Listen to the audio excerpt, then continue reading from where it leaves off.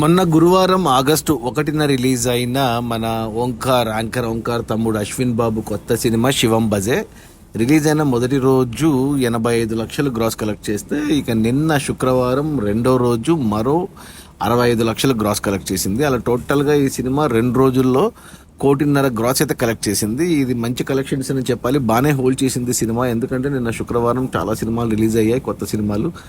అయినా కానీ ఉన్న సినిమాల్లో ఈ సినిమాకి టాక్ బాగుంది. మొదటి రోజు 6,000 టికెట్లు ఆన్లైన్లో బుక్ అయితే నిన్న శుక్రవారంకి 5,000 టికెట్లు బుక్ అయ్యాయి. సో బాగానే హోల్డ్ చేసిందని చెప్పాలి. ఇక ఈ 1.5 కోటి గ్రాస్లో థియేటర్లో రెంట్లు, గవర్నమెంట్ ట్యాక్స్లు, ఖర్చులన్నీ పోను డిస్ట్రిబ్యూటర్ షేర్ వచ్చేసి 70 లక్షలు ఉంది.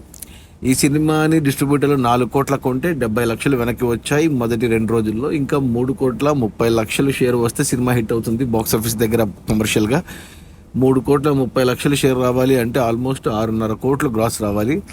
ఈరోజు శనివారం, రేపు ఆదివారం, ఈ 2 రోజుల్లో కూడా నాకు తెలిసి సినిమా మరో 1.5 కోటి గ్రాస్ అయితే వస్తుంది. సో 4 రోజుల్లో మొదటి వీకెండ్లో సినిమా 3 కోట్ల గ్రాసు, 1.5 కోటి షేర్ అయితే ఖచ్చితంగా వస్తుంది.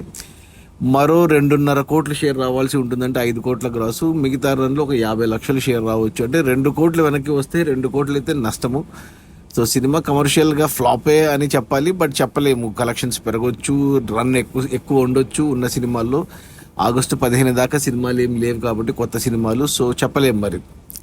అది మన అశ్విన్ బాబు కొత్త సినిమా శివం బజే రిలీజ్ అయిన మొదటి 2 రోజుల్లో 1,50,00,000 గ్రాసు. అందులో డిస్ట్రిబ్యూటర్ షేర్ వచ్చేసి 70 లక్షలు.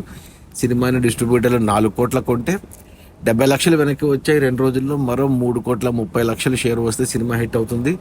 3,30,00,000 షేర్ రావాలి అంటే ఆల్మోస్ట్ 6.5 కోట్లు గ్రాస్ రావాలి. కొద్దిగా కష్టమే. Okay, bye.